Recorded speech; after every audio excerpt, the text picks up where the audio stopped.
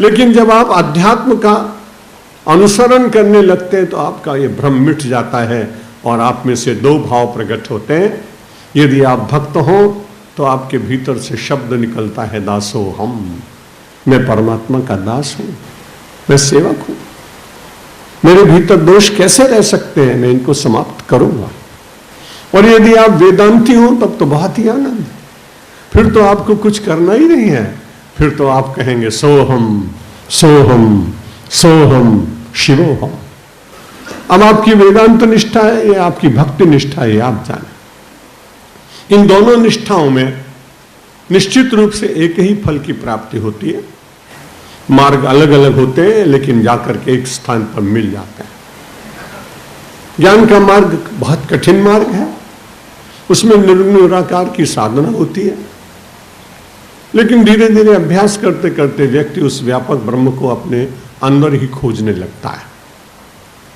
कल भगवान श्री कृष्ण ने कहा था कि अर्जुन, मैं तुमको बहुत अच्छी बात बताता हूं, मैया सक्त मना पार्थो योगन युजन मदाश्रया असंशयम समग्रम माम यथा ज्ञाससि तच्छृण। भगवान ने कहा सुनो। अर्जुन को बड़ा अटपटा लगा, गीता सुनने के लिए तो मैं खड़ा हूं इनके पास, और ये फिर कह रहे हैं तच्छृण, उसको तुम सुनो। कई बार ऐसा ही होता है, शरीर खड़ा रहता है, कान सुनते नहीं।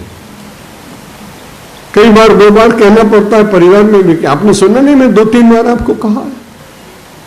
मारो ध्यान कहीं जुदी जगह तो मैंने खबर नहीं तमें कहूं, आप बोलते ना। यदि आपका ध्यान कहीं दूसरी जगह हो तो आप सुनते हुए भी नहीं सुनते हैं। ऐसा गोस्वामी तुलसीदास जी के साथ हुआ। बड़ी छोटी सी आयत, अभुक्त मूल नक्षत्र में जन्म हुआ। माता पिता ने ज्योतिषी के कहने के अनुसार कि यदि बालक घर में रहेगा तो तुम दोनों चले जाओगे।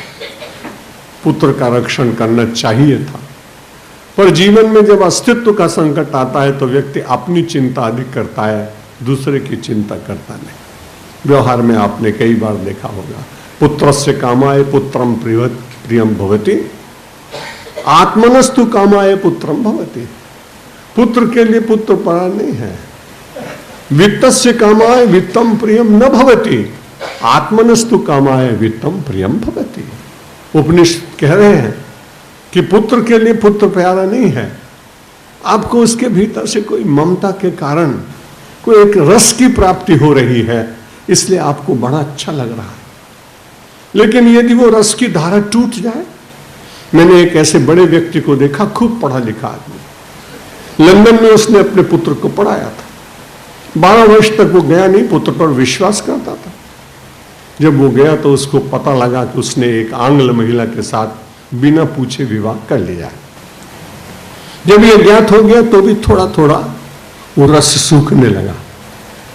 लेकिन तब तो बड़ी कठिनाई हुई कि जब रात को उठे, सवेरे उठकर स्तोत्र बोलने की आदत थी। उस इंग्लिश महिला ने अपने पति को कहा, your father is murmuring something early in the morning, he disturbs my sleep. अब वो अपने बेटा कैसे कहे कि आप यहां आए हैं लेकिन बड़ा कठिन है। उसने धीरे से कहा कि सारी जिंदगी तो काम करते रहे हैं, आप देर से उठे तो क्या तकलीफ। उसने सोचा बेटा कितना दयालु है, मेरी थकावट का इसको कितना ध्यान आ रहा है, इसलिए उन्होंने कोशिश की कि चलो दूसरे दिन 7 बजे उठे। लेकिन रोज का अभ्यास था तो उन्होंने कहा, I am not used to, मैं जल्दी उठने की मुझे आदत है, मैं देर से उठ नहीं पाऊंगा। फिर उसने धीरे से वो बात सुन ली। सुनने के बाद छोड़ गए घर। बाद में हमारे आश्रम में आए थे, बैरिस्टर थे। बाद में राजकोट को ब्राह्मण समाज को पूरा पैसा उन्होंने दान कर दिया। बड़े विद्वान आदमी थे, भट्ट जी उनका नाम था, मैं भूल गया। जब मुझे मिले, आश्रम में आए, मैंने कहा आप तो लंदन गए थे और कह रहे थे 6 महीने रहूंगा, आप तो 20 दिन में लौट आए, कैसे हैं आपके पुत्र? बोले और सब बात करना लेकिन पुत्र के संबंध में चर्चा मत करना। न पुत्रस्य कामाय पुत्रम प्रियम भवति, आत्मनस्तु कामाय पुत्रम प्रियम भवति। उपनिषद ने कहा जब तक उसमें से कहीं थोड़े से रस की धारा, आपको मानी हुई रस की धारा मिल रही है, तब तक वो प्रिय लगता है। और जिस दिन आपके स्वप्न टूट जाते हैं, उस दिन आपको उसके भीतर कुछ भी अच्छा नहीं लगता। इसलिए भगवान श्री कृष्ण कह रहे हैं कि तुम यदि अपना संशय मिटाना चाहते हो तो तुम सुनो। गोस्वामी तुलसीदास जी महाराज बाल्यावस्था में नरहरि दास महाराज ले गए, बड़ा प्यार करते थे, बड़ा प्यारा बच्चा था। जब जन्म हुआ तभी मुंह से राम निकला था, इसलिए उनका नाम था राम बोला। और जब उन्होंने अपने सोचा इतना छोटा सा प्यारा बालक मैं इसे उठा के लाया हूं, तो अपने पास ही अपने आसन पर ही प्यार देते, उसको वात्सल्य देते और अपने बेटे की तरह से अपने हृदय से लगाकर और उसे बहुत अच्छी संभालते। लेकिन रोज दिन भर भगवान की कथा करने की आदत थी, इसलिए गोस्वामी तुलसीदास जी को वो राम की कथा सुनाते। थोड़ी देर तक बच्चे की आदत होती है, दादी माँ कथा सुनाती है, वार्ता, बच्चा सुनता है, 3, 4, 5 मिनट तक हूं हूं करता है। दादी सोचती है सुन रहा है, वो सोते सोते भी हूं करता ही जाता है।